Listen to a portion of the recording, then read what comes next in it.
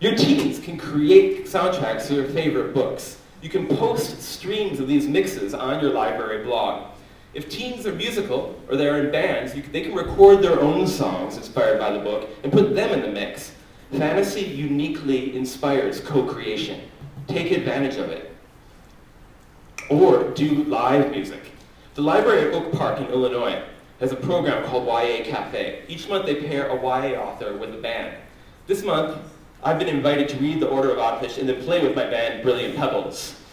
There are more authors of bands than you might expect. Frank Portman of King Dork and Andromeda Klein is in a band called Mr. T Experience. He's playing at the Oak Park Library's YA Cafe as well. But you don't have to rely on out-of-town bands. Every community has its own music scene.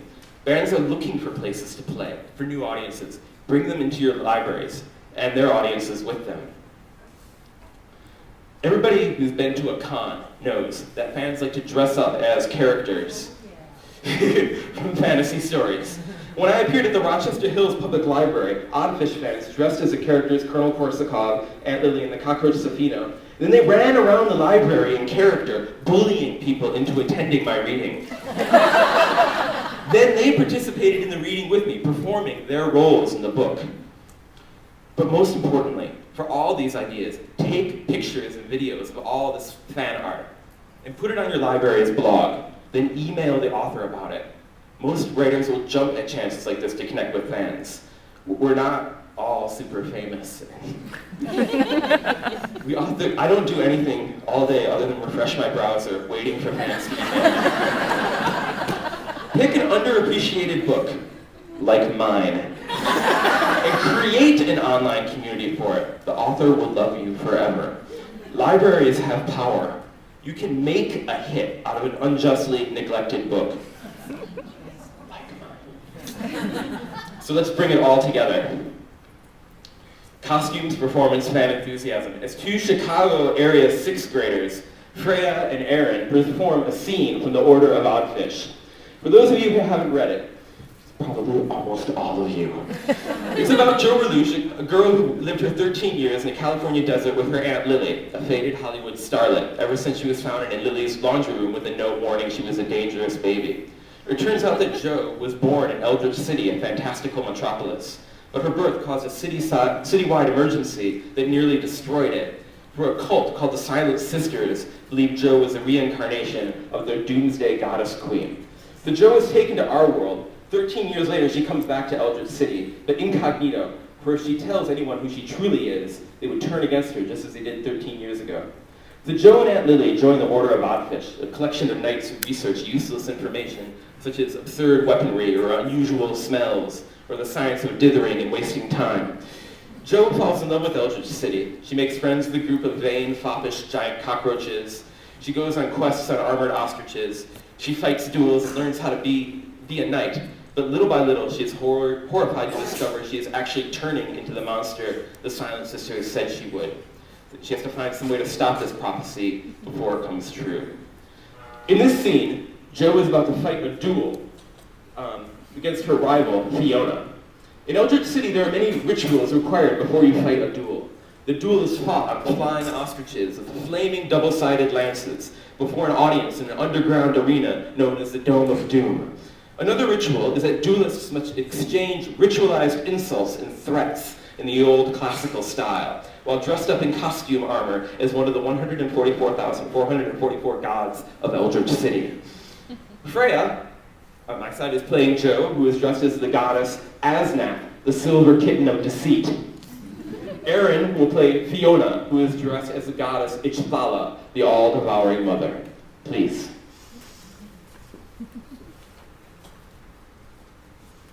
Asnap, silver kitten of deceit, gaze upon my dread mouth and know the terror of your doom.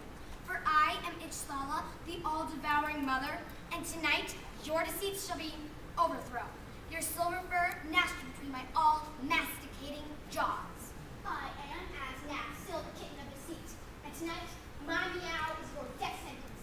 My purr, your despair. My litter box, your grave. I have spoken.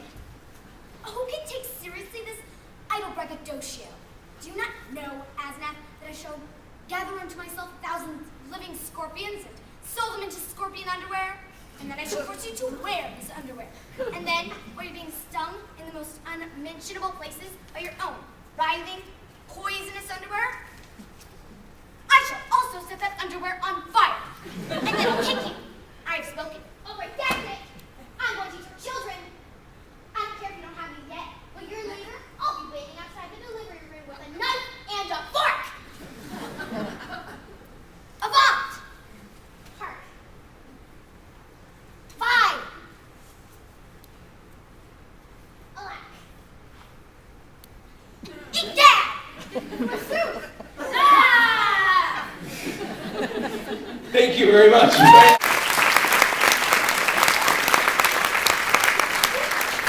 I assure you, you won't get that from your precious Neil Gaiman. This isn't fantasy, it's reality. Reality. This reality can be in your library. In fact, I'm in your library right now, infecting it with my reality. For with the Order of Oddfish, fantasy is finished. It both culminates and destroys the genre. Indeed, every genre. From here on out, there are no books except for the Order of Oddfish. No authors but me, forever. And you are the ones who shall make this happen. Rowling, Pullman, Gaiman. They all have movies. They've all been paid. They're all lolling and pawing each other in the hot honey of the world's love. What about me? What about my awards? What about my fans? Gaiman doesn't need your love. I need your love. Love me. Love me. I need you, my million mommies of the ALA. Change my diaper. Give me a sippy cup. Dandle me on your knee. Come to my cradle. Pick me up. Sing me to sleep, gentle librarians. For I do not want readers. I want fanatics. And you are already turning into my fanatics. For I am more than a man. I am a virus. And now that I have delivered you into this new age of reality, I will now accept my just due, the 2009 Newbery Award. Stand up, Neil Gaiman. Stand up!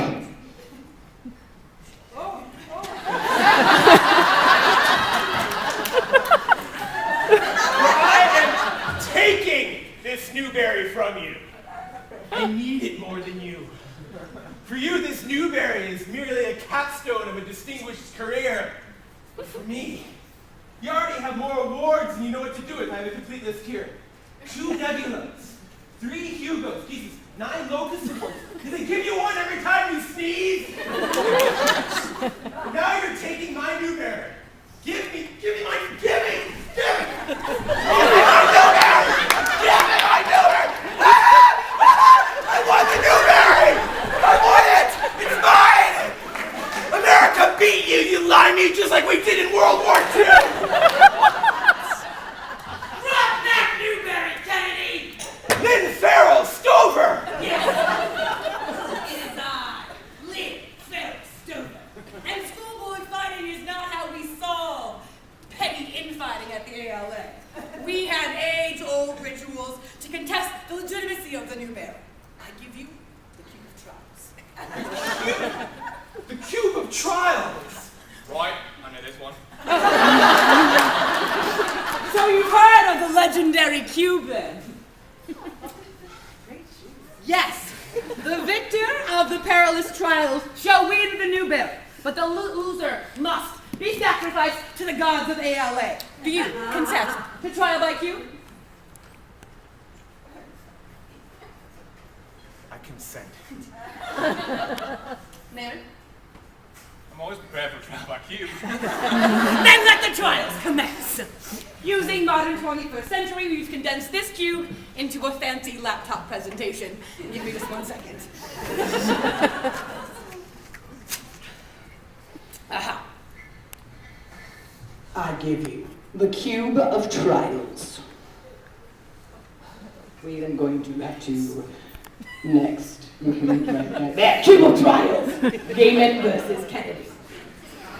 The Cube, in its infinite wisdom, has decided that the first contest shall be decreed rock, paper, scissors.